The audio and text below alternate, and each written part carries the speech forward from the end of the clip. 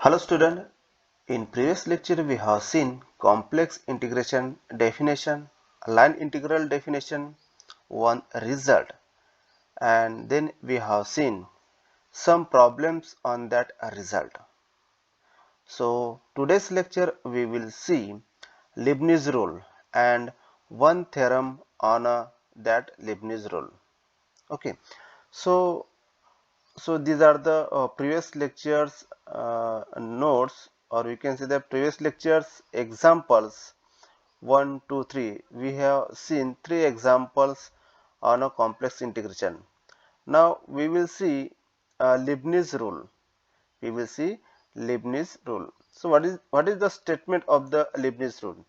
So our syllabus there is only a statement of a Leibniz rule, not a total proof of a Leibniz rule in our syllabus. Only we will use this rule to solve the next theorem.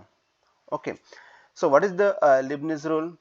Let phi of st AB cross CD tends to C be a continuous function. Let us suppose that phi of st is a continuous function in a complex plane C, and if GCD tends to C, defined as g of t equal to integral a to b phi of st ds. So here phi of st is a one continuous function, and g of t is another function that we have defined on a complex plane C, and that g of t is given as equal to integral a to b phi of st ds. Okay, then g is also continuous function. If phi of st continuous function, then we can say that g of t is also continuous function.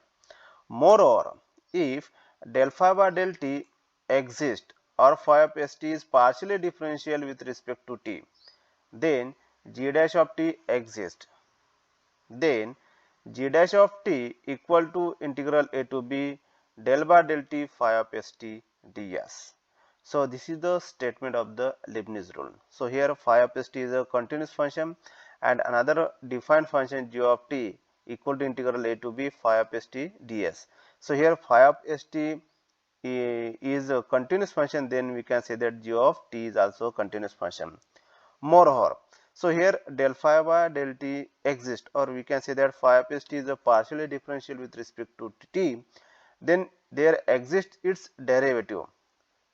Suppose that, so this phi of st is partially differential with respect to t, then g dash of t is exist, and that g dash of t is given as integral a to b del by del t phi of st ds. So this is the Leibniz rule of the complex analysis. Okay, now we will use this Leibniz rule to prove this result. So what is the result? Using Leibniz rule, prove that integral 0 to 2 pi e raised to power is divided by e raised to power is minus z ds equal to 2 pi if mod z less than 1. So this represent a unit circle whose center is 0 and radius is 1. So this mod z is less than 1. Okay, so we will see the proof of this rule, this result. So what is the proof? So for that proof we will define a function, that is phi of st. So let us define a function phi of st, and it is defined as phi of st equal to e raised to power is divided by e raised to power is minus tz, e raised to power is minus tz. So let us define this function. So for t lies between 0 to 1 and s lies between 0 to 2 pi. Okay. So here phi of st is a continuously differential function because mod z less than 1. So we have given here mod z less than 1. So here phi of st is a, we can say that it is clear that phi of st is a continuous function because mod z is less than 1. So if phi of st is continuous function, then according to the Leibniz rule, we will define another function, that is g of t. So let us we define a function g of t equal to a to b phi of st ds. So put the values of phi of st from this equation number 1. So we get g of t equal to integral 0 to 2 pi. So here limit will be yes means 0 to 2 pi. So this integral over the curve yes, that is s lies between 0 to 2 pi. E raised to power is minus tz ds. Okay, so this is the function that is we have defined. Okay, then by using Leibniz rule, here phi of st is a continuous function, then we have defined g of t in this way. Then according to this Leibniz rule, if phi of st is the continuous function, then we can say that this g of t is also a continuous function. So here phi of st is a continuous function, then we can say that g of t is also a continuous function.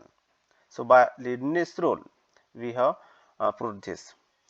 So again by Leibniz rule, there exists its partial derivative.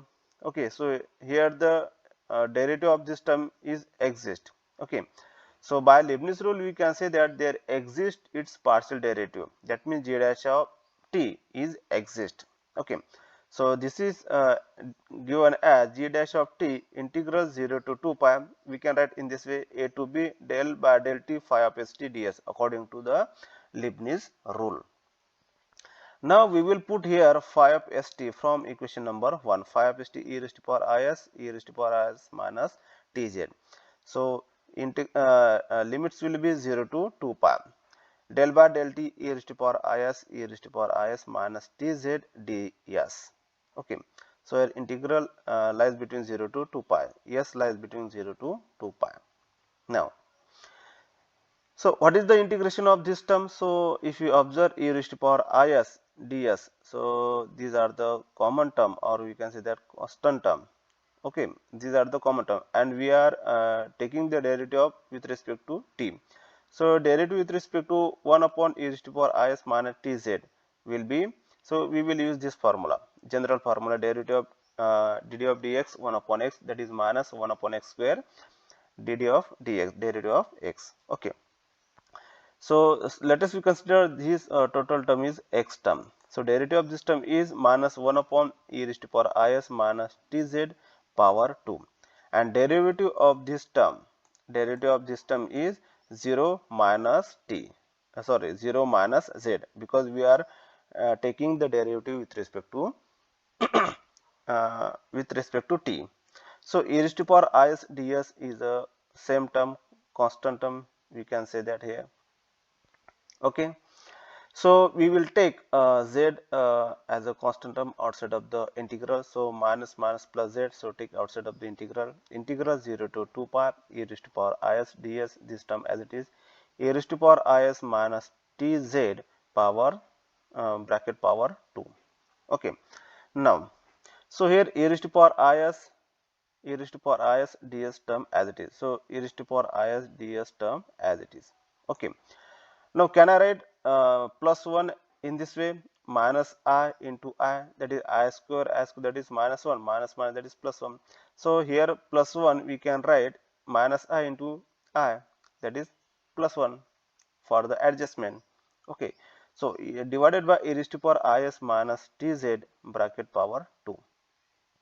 Okay, so what is next step? So if you observe this term, e raised to power I into e raised to power is divided by e raised to power is minus tz bracket power 2. So this is nothing but derivative with respect to s 1 upon e raised to power is minus tz. Okay, okay. So if you take the derivative of this term, so you will get this term. Okay, so you will get this term. If you observe, if you take the derivative of this term, so you will get this term. So we can write this term in this way. Okay, so therefore minus zi, so take minus I outside of the bracket, so integral minus z into I, integral 0 to 2 pi del by del s 1 upon e raised to power is minus tz, and this ds as it is. Okay, so now we will take the integration. So minus zi as it is, So integration and derivative will get cancelled. So here we will get 1 upon e raised to power is minus tz, and limits should be the 0 to 2 pi. Now we will put upper limit minus lower limit instead of s. Okay, so minus zi this term as it is. So in bracket 1 upon we will put 2 pi e raised to power I 2 pi minus tz, minus lower limit 1 upon e raised to power 0 minus tz. Okay, upper limit minus lower limit. So which is equal to minus zi in bracket 1 upon e raised to power I 2 pi means so we can calculate from this by using theorem formula, Euler's formula. E raised to power I 2 pi means cos 2 pi plus I sin 2 pi. Cos 2 pi means 1 and sin 2 pi means 0. So this will give 1. So e raised to power I 2 pi means 1. 1 minus tz minus, here minus sign, minus 1 upon e raised to power 0. E raised to power 0 means 1. 1 minus tz. So this minus term and this plus term will get cancelled. So here we will get g dash of t equal to 0. Okay. So you will get g dash of t equal to 0. Now integrating on both sides, we will get g of t derivative will get cancelled. G of t equal to constant term. G of t equal to constant term, and hence we can say that g of t is a constant function for t lies between 0 to 1. So here we can say that g of t is a constant function for t lies between 0 to 1. Okay, so which implies g of 0 equal to g of 1, because g is a constant function. G of 0 equal to g of 1 for the value of t equal to 0 and 1. So put here t equal to 0, we will get constant term, and t equal to 1, so you will get constant sum. So from this we can say that g of 0 equal to g of 1, and which is a constant term. So here which is a constant term, equation number 3. Okay, but from equation number 2, what is equation number 2? So this is the equation number 2, but from this equation number 2, put t equal to 0. For t equal to 0, g of 0 equal to 0 to 2 pi e raised to power is minus 0 ds. So in equation number 2, we will put t equal to, so here we will put t equal to 0 in equation number 1. Sorry, in equation number 2. So we will get g of 0 equal to integral 0 to 2 pi. So this will get cancelled. E raised to power is will get cancelled. So only remaining here ds. The derivative of integration of ds is s 0 to 2 pi. So upper limit minus lower limit. So you will get g of 0 equal to 2 pi. Now from equation number 3, g of 0 equal to g of 1, g of 0 equal to g of 1, both are the constant. So here we can say that g of 1 is also equal to 2 pi from this equation number 3.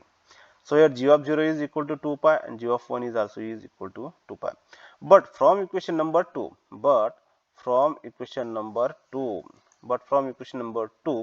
put t equal to 1 in equation number 2. Put t equal to 1 in equation number 2. We get g of 1 equal to 0 to 2 pi e raised to power is minus z ds. Okay. So what is g of 1 from equation number 1? So using equation number 1, we will put g of 1 equal to 2 pi. So which implies 2 pi equal to integral 0 to 2 pi e raised to power is minus z ds.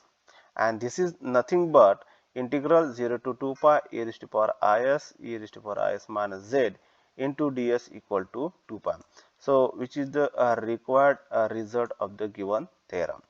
So this is the important theorem. So in next lectures, we will use this theorem to solve the another theorems or another problems. So this is the very important theorem on a Leibniz rule. Okay. So in next lecture, we will see another theorem on a by using this rule, by using this result, we will see the next another theorems.